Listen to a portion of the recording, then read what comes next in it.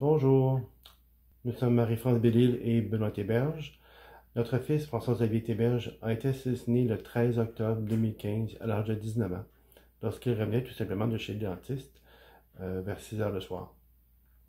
La perte d'un enfant parti trop tôt est le pire drame que des parents peuvent vivre, surtout quand celui-ci a été commis par un récidiviste euh, avec des problèmes de maladie mentale sévères. Euh, à partir de là, on- notre cheminement, un long cheminement, notre famille a commencé. Un cheminement de toute une vie. Et à partir de là, on a dû apprendre à faire confiance à la vie. C'est-à-dire que on apprend tranquillement à travers les spécialistes, les intervenants que l'on rencontre, on nous apprend à passer au travers cette détresse qui nous a saisis depuis le début. On apprend aussi, en fait, à survivre.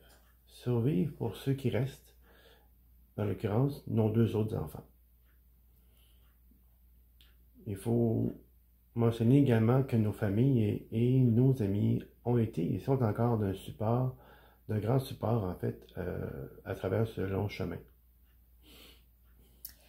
Dans ce qui concerne les procédures judiciaires, dans la situation de notre garçon, c'est en 2017 que l'accusé a été reconnu non criminellement responsable. Mais la procureure au dossier souhaitait obtenir pour lui le statut de haut risque pour le garder à l'écart de la société.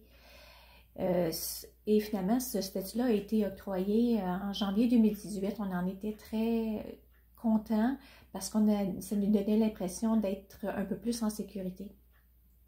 Et à peine 2 ans plus tard, en juin 2020, on apprend que l'accusé a demandé la révocation de son statut de haut risque. C'est une surprise, une grande déception pour nous. Puis on cherchait des moyens de dénoncer la situation. Et c'est là qu'on a cogné à la porte de l'AFPAD. Nancy Roy, la directrice, avec son expérience, elle nous a guidés pour entrer en communication avec des journalistes dans le but de faire valoir notre point de vue sur la situation qu'on vivait. Nancy a également contribué à la préparation, à notre préparation en vue de l'audience devant le juge pour nous aider à faire notre déclaration de la victime qui devait être lue devant le juge. Nancy a la grande capacité, le talent et l'expérience de donner du pouvoir aux victimes en mettant en lumière les éléments clés de leur histoire. Finalement, dans notre cas, le statut de haut risque a été retiré, notre grande déception, mais nous savons que nous pourrons compter sur l'AFPAD pour les prochaines étapes. Merci Merci à à toi, toi, Nancy. Nancy.